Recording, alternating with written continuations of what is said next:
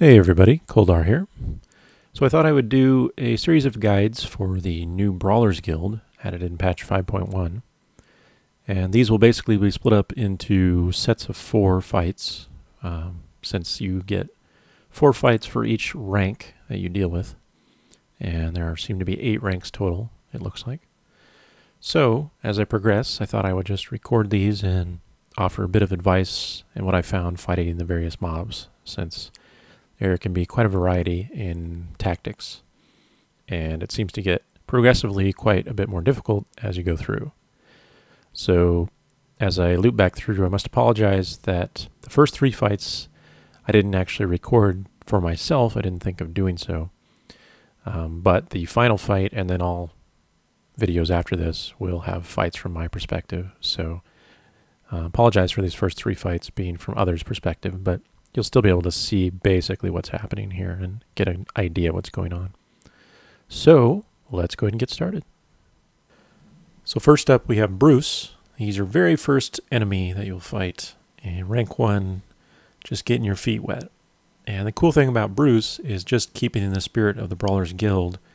If you are first entering the guild, this is your first night, then you have to fight. So this means if you're queuing up for the first time to face Bruce, you will be pushed to the front of the fight queue, and you won't have to wait in line very long, unlike everyone else who has to wait their turn. So it's a great way to get your foot in the door and get your first taste of that blood and get you hooked on the Brawlers Guild. So that said, Bruce is a simple fight. He does basic melee hits. He has pretty low health.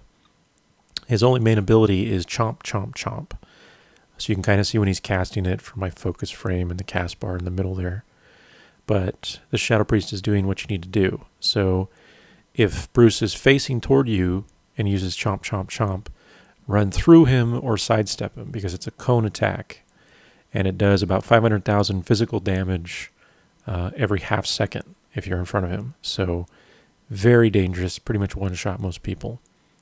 So simply stay close to him and sidestep him, or technically you can teleport away or blink backwards or something, but the idea is just to get out of the front cone immediately and then just keep DPSing him down. Pretty simple. So the second fight for rank 1 is against Vian the Volatile. And as he begins the fight, he'll immediately cast Volatile Flames, which creates a flame orb in the center of the room. Then throughout the fight, he will cast it again, and this will spawn a orb from that central orb. You can see it bouncing there. And this orb will bounce randomly around the room. If it hits a player, it does 100,000 fire damage, so pretty damaging.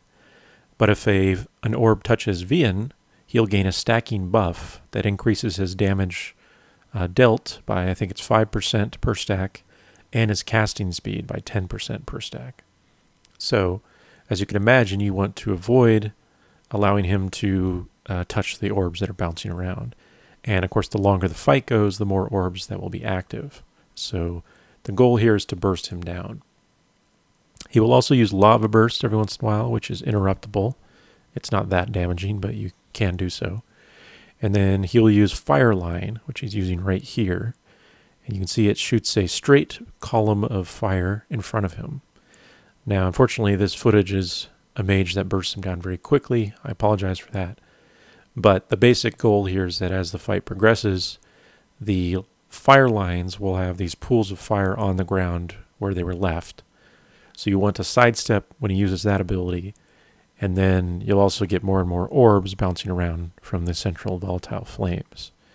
So again, the goal is to burst him down quickly before this stuff takes over the whole room.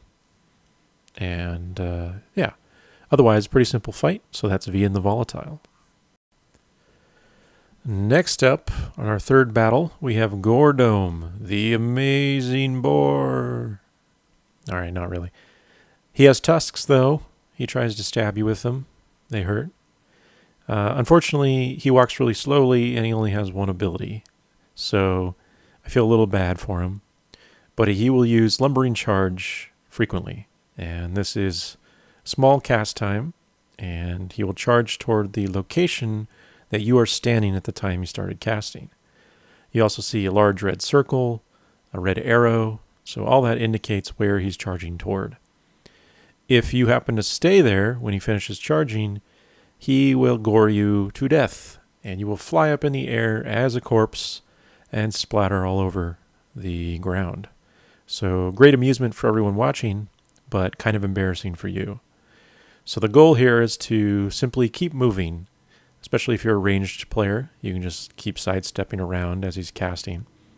Or if you are a melee, again, just sidestep in a circle around him so that when he starts casting Lumbering Charge, you are moving toward the opposite side of him and will be out of the circle. And that's pretty much it. So one tip that a few people had trouble with as I was watching is he uses Lumbering Charge almost right away as the fight starts.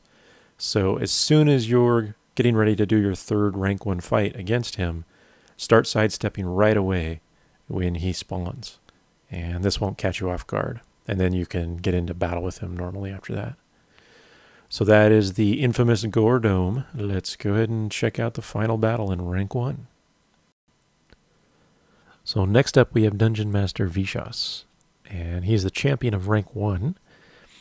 And as you can see, he's a humanoid. He uses a couple abilities. His first is Heated Pokers, which he's using there. And you cannot directly interrupt it, but he is stunnable. So you can use stun effects on him to interrupt that effect if you need to. But Pokers basically gives him a 10-second buff that will cause his melee attacks to deal 50,000 additional fire damage whenever they connect.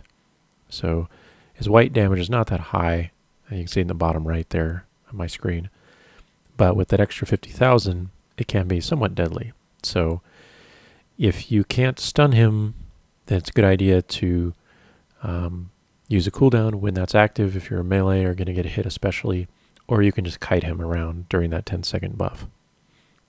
The other ability he uses frequently, but you don't see here because he dies too fast because I'm just that awesome. Not really. Anyway, is his Shadow Naughty Secrets attack. So this does about 15,000 shadow damage, and it's got a 2.5-second cast, but you can interrupt it. And if it lands on you, you take a little bit of shadow damage, but you also take 150% extra shadow damage for a minute, and this can stack. So for that to be real deadly, you'd have to let it go off a lot, and this fight would have to be very prolonged. So again, not very dangerous if you let a couple of them hit you.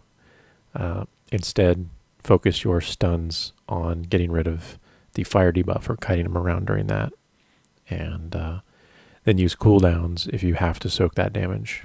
And just otherwise burn them down. So that's the final boss in rank 1. Thanks for watching and good luck.